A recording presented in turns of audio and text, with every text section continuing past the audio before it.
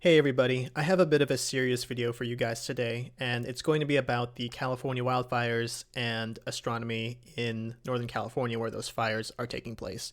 Now, first and foremost, I just want to say that those fires not only have affected astronomy, but just people's lives in general, and it's just awful to hear the really sad stories of people losing homes, losing property, losing land, and just, having another disaster come befall them, in 2020 of all years, where there's already just so many terrible things happening. So my heart really goes out to those individuals who have been deeply affected by the fires.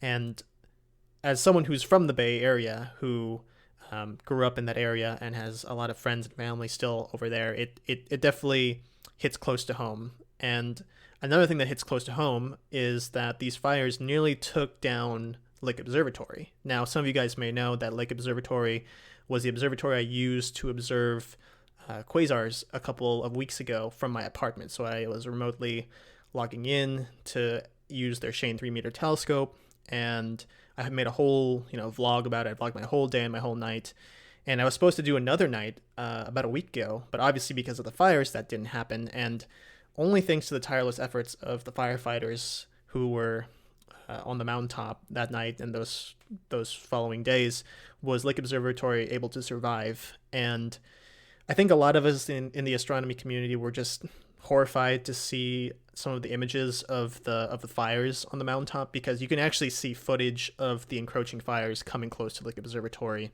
And it was just a very, very big scare for a lot of us who use Lake Observatory, more so for others than for myself. Like, for example, my advisor and his advisor, who've used Lake Observatories for decades now.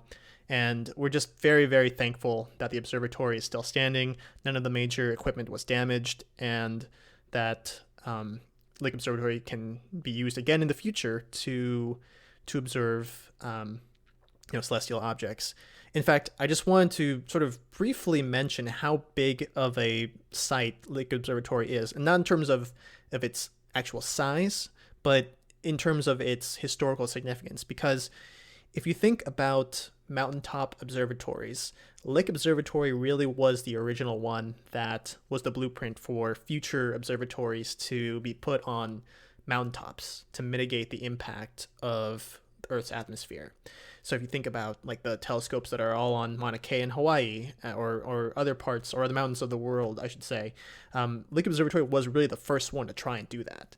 And for example, Thomas Edison was the person who donated the first electric generator to Lake Observatory. Albert Einstein came to visit the observatory in like the 1930s. The President of the United States came to visit Lake Observatory in the 30s. So it's a very historic astronomical observatory, and we're very, very lucky that it survived this encounter with the fires. I will say though that while Lake Observatory was lucky in that regard, there was another observatory that wasn't as lucky. This observatory is the Hidden Hill Observatory. Now, the Hidden Hill Observatory belongs to the Tri-Valley Stargazers Astronomy Club. It's an amateur astronomy club based out of Livermore, California, and it provides a place for people who are interested in astronomy to go to star parties. They can go use telescopes. They can learn how to use telescopes. They can get guidance on how to take nice astronomical photographs.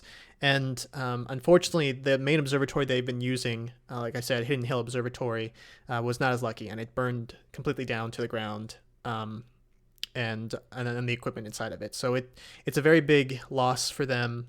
And as someone who grew up in the Bay Area, even though I don't have a direct connection to the Tri-Valley Stargazers Club, it's still very sad to hear that something in my general area of where I'm from, providing a outlet for astronomy of something that I really love, is going to be unable to do that for the foreseeable future. And so that's why I'm going to be putting down a link in the description for a GoFundMe or a PayPal. Actually, they have both. So if you are so kind and want to donate and try and give money to help them rebuild their observatory, I'll put those links down below.